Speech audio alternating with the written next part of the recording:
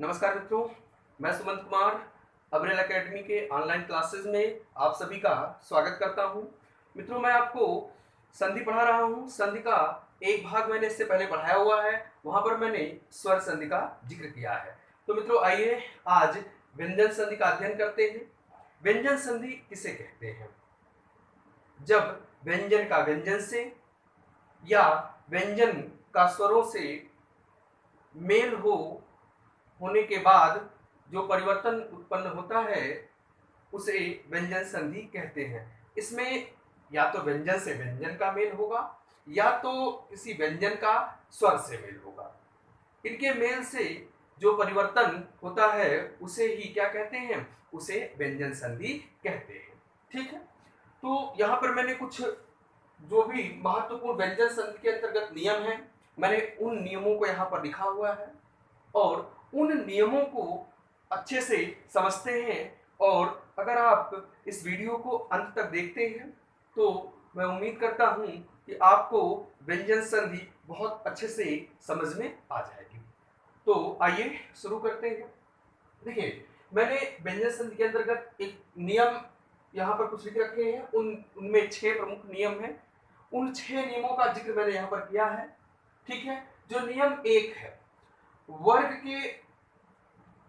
के पहले वर्ण का तीसरे वर्ण में परिवर्तन। ठीक है, देखिए, प्रत्येक वर्ग का जो वर्ण है वो किसमें? तीसरे वर्ण में। वर्ग के पहले वर्ण का तीसरे वर्ण में परिवर्तन। जैसे मान लीजिए हमने का वर्ग की बात की, तो का वर्ग का जो पहला वर्ण का है उसका किसमें परिवर्तन हो जाता है? उसका ग में परिवर्तन हो जाता है। देखिए यहाँ पर कैसे का ग में परिवर्तन, क्योंकि का क्या है? पहला वर्ण है। ये कौन से वर्ण है? तीसरे। तो ये पहला वर्ण है प्रत्येक वर्ग का, ये तीसरा। तो पहले वर्ण का किसमें परिवर्तन हो जाता है? तीसरे वर्ण में। चा का किसमें? चा वर्ग का पहला वर्ण चा है और उसका तीसरा वर्ण क्या है? जा है। ठीक है, इसके बाद बात करते हैं ट की। तो ट वर्ग में ट और उसका परिवर्तन ड। इस तरह से ता का दा में और पा का बा में परिवर्तन हो जाता है। ठीक है, आइए दिक धन अंत। यहाँ पर मैंने उदाहरण लिखे हैं, इन्हीं उदाहरण के माध्यम से इन नियमों को समझेंगे। ठीक है, दिक धन अंत। तो यहाँ पर वर्ण क्या आया है? तो यहाँ पर वर्ण आया है का। अब का परिवर्तन किसमें है?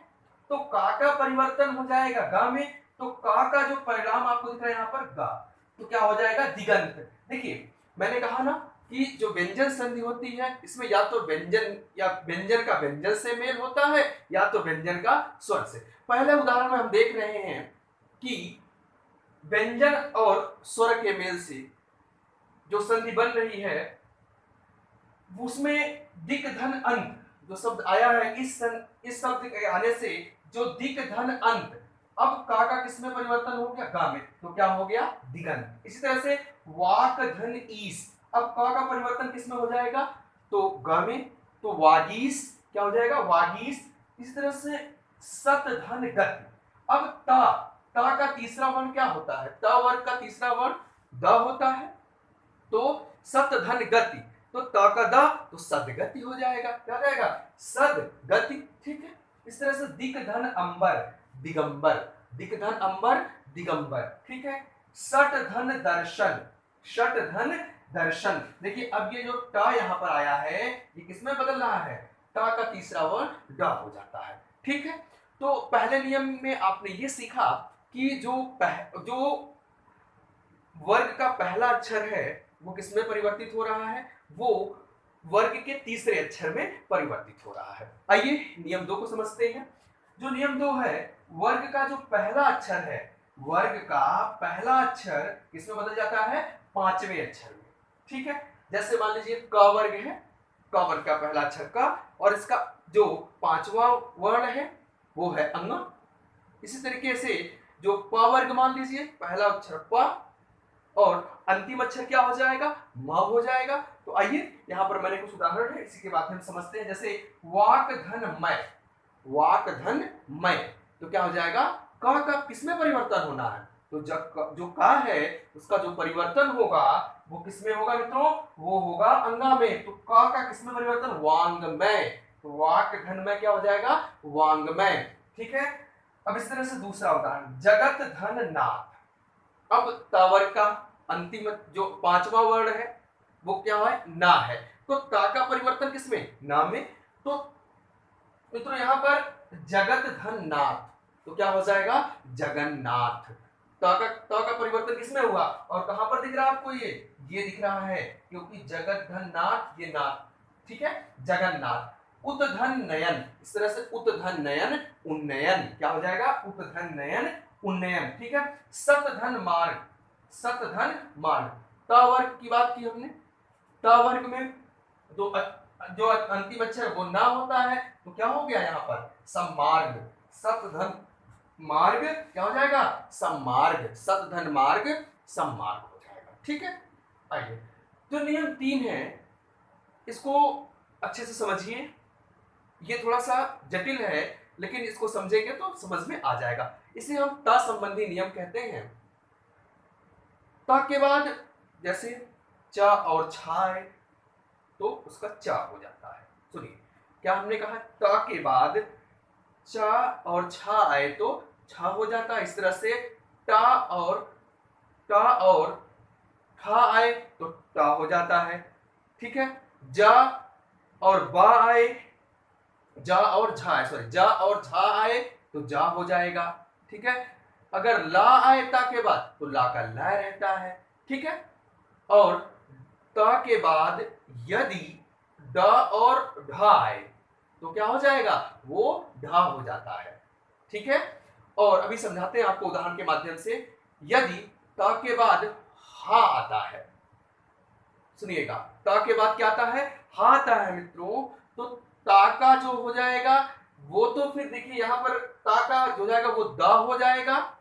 ता का किसमें परिवर्तन, दा में, और हा का परिवर्तन धा में हो जाता है, हा का परिवर्तन धा में हो जाता है। इस नियम को मैं समझा दे रहा हूं आपको, देखिए, उत धन हार, उत धन हार, तो देखिए मैंने बताया आपको, जो दा है ये ता है, ये किसमें बदल जाएगा, जो ता का परिवर्तन है वो किसमें बदल जाएगा, वो आपको किसमें परिवर्तित दिखेगा, वो उसका परिवर्तन दा में हो जाता है, ठीक है। और वहीं पर जो हा है उसका वो किसमें परिवर्तित हो जाता है, वो हा जो है वो किसमें, वो धा में परिवर्तित हो जाता है।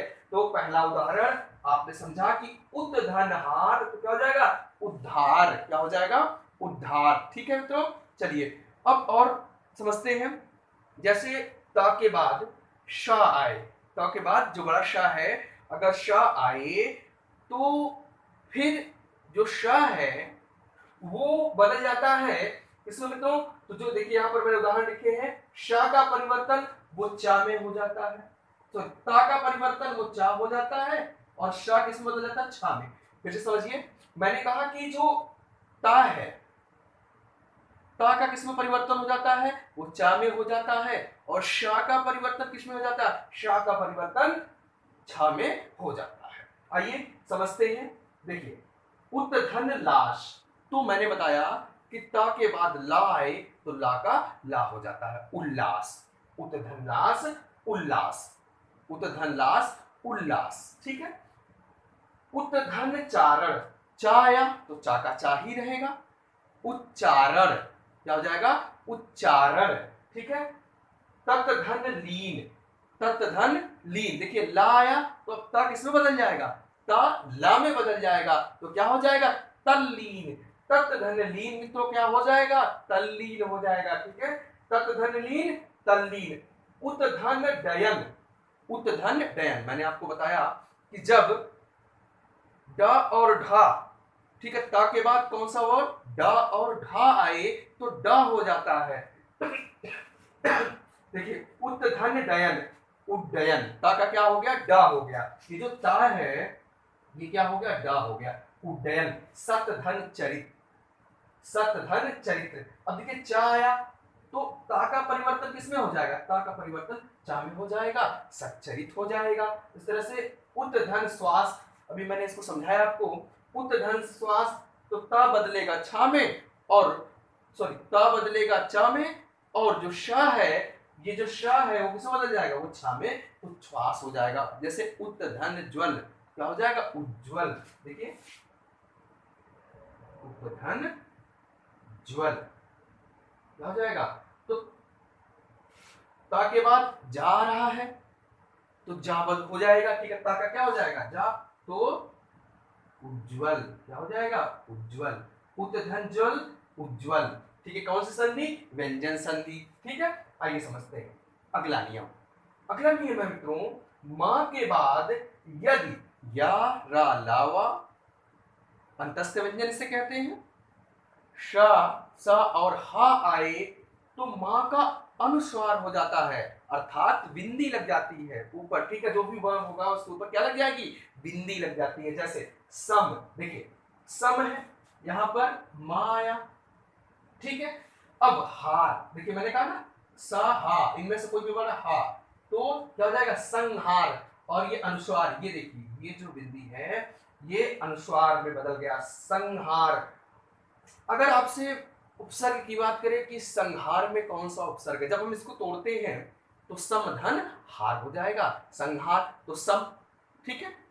चलिए आगे बात करते हैं, समधन वहन, देखिए वा आया है, मैंने बताया या, रा, ला, वा आए तो वा आया तो संवहन हो जाएगा, क्या हो जाएगा, ये मां किस में बदल जाएगा, मां अनुस्वार में बदल जाएगा, तो ये दिख रहा आपको संवहन, ये दिख रहा संवहन। इस तरह से समधन योग क्या हो जाएगा, संयोग। अब संयोग को अगर आप तोड़ेंगे, विच्छेद करेंगे मित्रों, तो क्या हो जाएगा, संयोग, समधन योग, संयोग, क्या हो जाएगा, समधन योग, संयोग हो जाएगा, ठीक है। समधन विधान, संविधान, संविधान का विच्छेद करेंगे सम, क्योंकि जब ये बिंदी जैसे आपको ये दिख रही है ना, ये तो इसको आप जब विच्छेद करेंगे तो कैसे लिख सकते हैं, सम, किस रूप में, सम। तो वही तो मैं कह रहा हूं, मैंने यहां पर जिक्र किया है मित्रों कि समधन विधान, संविधान, मां का किसमें परिवर्तन, अनुसार, लेकिन ध्यान रखिएगा या, रा, लावा, श, सा और हा के बाद, जब मां के बाद या, रा, लावा या फिर सा, स, हा आए तब ये अनुस्वार मां किस में बदल जाता है, अनुस्वार में बदल जाता है। जैसे समधन यम, तो क्या हो जाएगा, देखिए या आया तो अब ये संयम, क्या हो जाएगा, संयम, समधन यम मित्रों संयम हो जाएगा, ठीक है। मां के बाद मां आए, मां के बाद यदि मां वर आ जाए तो मां का द्वित्व हो जाता है, अर्थात मां का मां ही रहेगा। इस तरह से देखिए समधन मान तो सम्मान, समधन मान सम्मान, समधन मति सम्मति, क्या हो जाता है, समधन मति सम्मति, समधन मानित तो क्या हो जाएगा, सम्मानित, समधन मानित सम्मानित। आइए नियम 6 को देखते हैं, सा का किसमें परिवर्तन, श में परिवर्तन, ठीक, इस सा का किसमें परिवर्तन, श, ठीक है। जैसे अभिषेक, देखिए अभिधन से क्या हो जाएगा, अभिषेक, ठीक है। जैसे विधन सम, विधन सम, विधन सम, विधन सम, तो ये सा किसमें बदल जाएगा, ये सा बदल जाएगा इस वाले सकोर वाले सा में, क्या हो जाएगा, ये विषम हो जाएगा। निधन शेद निषेध, निधन सेद निषेध, सुधन समा, बहुत मोस्ट इंपॉर्टेंट है, कई बार पूछा गया है, इंपॉर्टेंट, सुषमा, क्या हो जाएगा, सुषमा, इस सा का परिवर्तन इसमें षटकोर वाली शा में हो जाता है, सुधन शमा, सुषमा, ठीक है। सुधन सुप्ति, सुषुप्ति हो जाता है, सुधन सुप्ति सुसुप्ति, ठीक है, सुधन सुप्ति सुसुप्ति, ठीक है। मैंने यहाँ पर व्यंजन संधि के कुछ महत्वपूर्ण और उदाहरण लिखे हैं, जैसे माँ का जो ना है उसका रा में परिवर्तन, जैसे परिधन मान तो क्या हो जाएगा, परिमाण, परिधन मान परिमाण, परिधन नाम परिणाम, रा का किसमें ना का किसमें परिवर्तित हो रहा है, रा में परिवर्तित हो रहा है, ठीक है। जैसे आप देखिए इस ना का परिवर्तन, ठीक है, किसमें दिख रहा है आपको, ये रा हो जा रहा है, ठीक है।